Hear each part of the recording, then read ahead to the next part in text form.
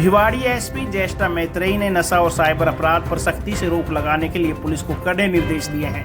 उन्होंने कहा कि इन अपराधों में शामिल लोगों के खिलाफ जीरो टॉलरेंस की नीति अपनाई जाए। शुक्रवार को इसी विषय पर यूआईडी थाने में एक सेमिनार आयोजित किया गया, जिसमें पुलिस अधिकारियों, मेडिकल दुकानदारों, युवाओं और स्थानीय नागरिकों ने भाग लिया। एसपी ने इन अपराधों को रोकने के लिए प्रभावी उपाय साझा किए और समाज के सभी वर्गों से सहयोग करने की अपील की है। जो कारोबार में इसको कंज्यूम कर रहे हैं, देखो कारोबार तभी चलता है, कुछ लोग बेचते हैं, कुछ लोग खरीदते हैं, वही कारोबार की बेसिक डेफिनेशन है।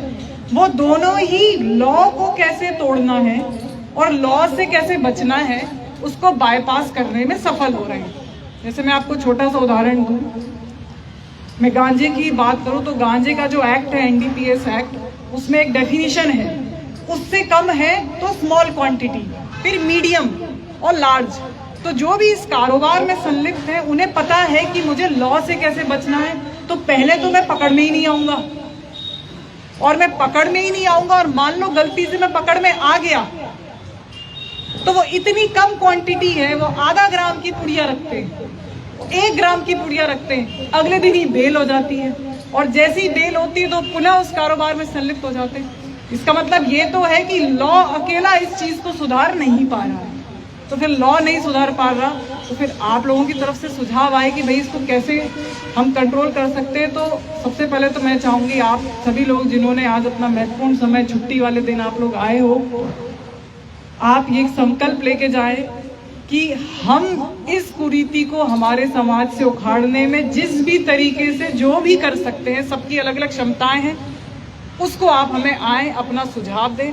और मैं आप लोगों का इसमें पुनः सबसे ज़्यादा सहयोग मांगूंगी, क्योंकि आप लोगों के बिना भी ये विफल ही रहेगा।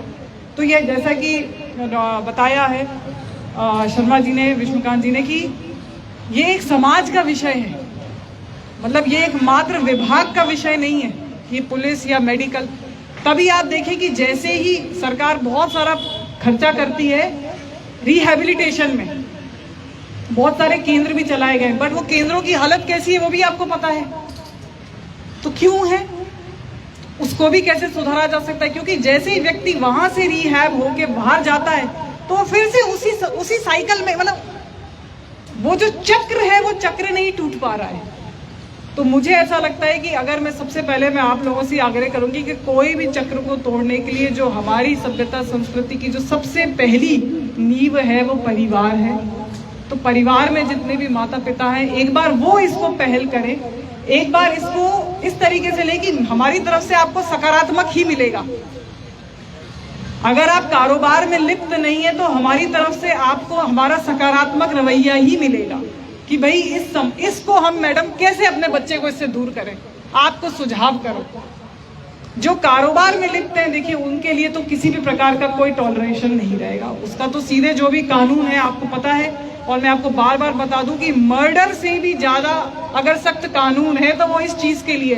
तो ऐसा क्यों है, क्योंकि जो कानून बना रहे हैं उन्हें ये पता है कि अगर देश में सबसे ज्यादा किसी चीज की चिंताजनक अगर विषय है तो वो ये है, मर्डर नहीं है।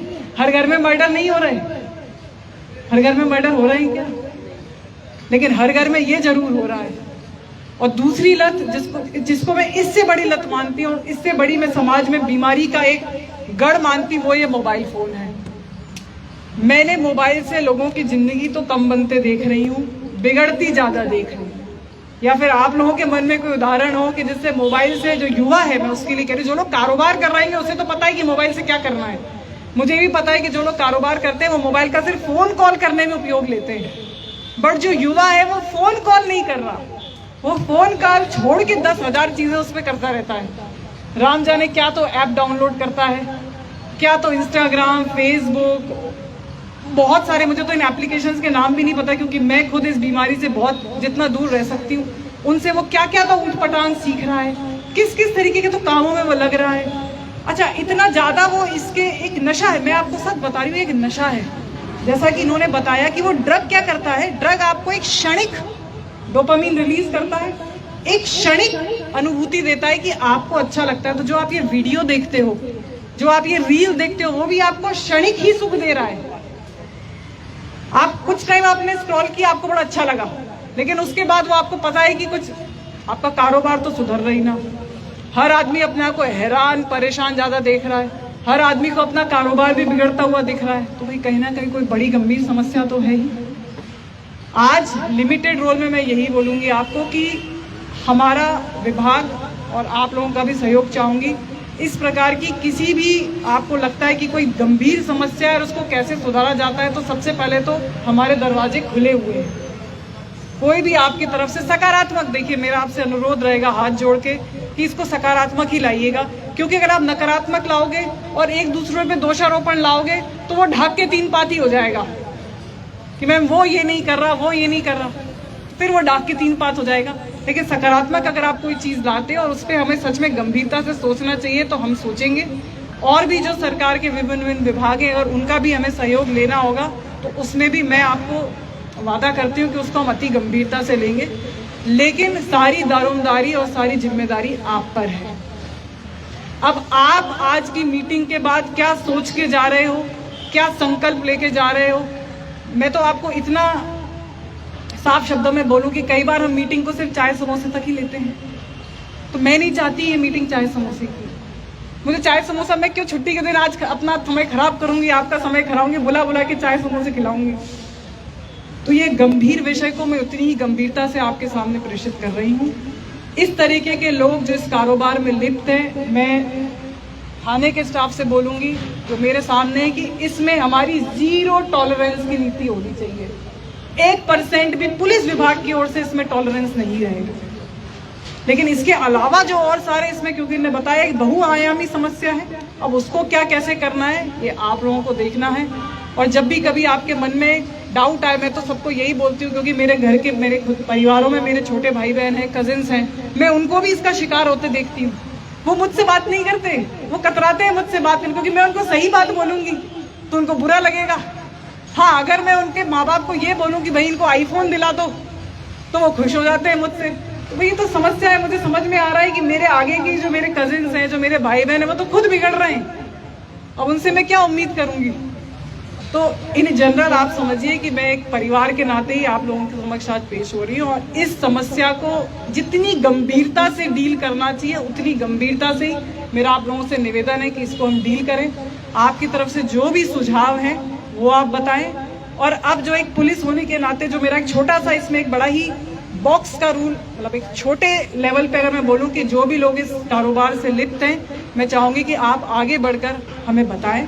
तो उन पे एक्ट जो बनेगा, जो इसमें गंभीरतम, जो इसमें पनिशमेंट मिलना चाहिए, जो भी जो लॉ कहता है उसके तहत तो हम काम करेंगे। लेकिन उसके अलावा भी कोई चीज़ होगी तो उसको भी अति गंभीरता से हम लेंगे।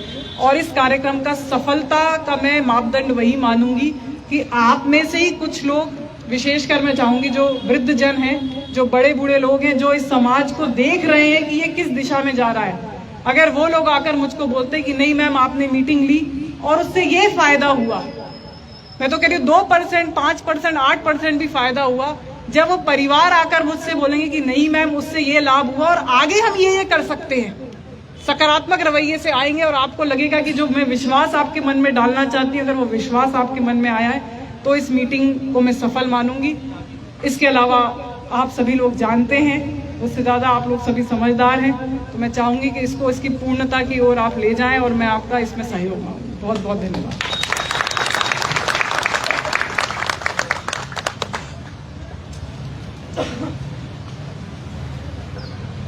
बहुत बहुत धन्यवाद एसपी साहिबा।